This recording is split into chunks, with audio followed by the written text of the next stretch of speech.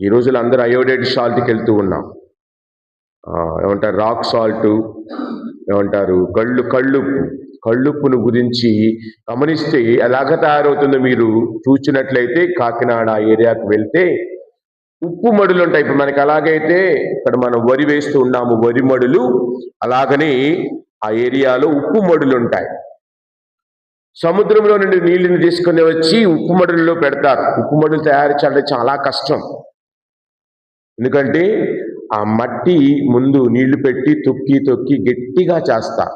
అంటే పెట్టిన నీళ్లు ఇంకిపోకుండా. ఆ నీళ్లను అందులో పెట్టిన తర్వాత ఓన్లీ ఎండాకాలం మాత్రం ఉప్పు తయారు చేస్తారు, మిగతా కాలాల్లో తయారు చేయరు.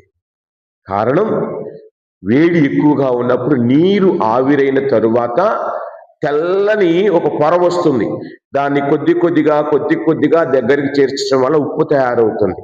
అది న్యాచురల్ సాల్ట్, వెలుగు ద్వారా తయారైన ఉప్పు అది. మనందరం ఇప్పుడు అయోడైడ్ అని, అదని, ఇదని ఏదో లేనిపోనివన్నీ కూడా కలుపుకొని తిని డాక్టర్ల దగ్గరికి వెళుతూ ఉన్నాం. అసలైన ఉప్పు కళ్ళుప్పే. అది కృత్రిమంగా తయారు చేయబడలేదు, ప్రకృతి వనరుల నుండి లభించినది.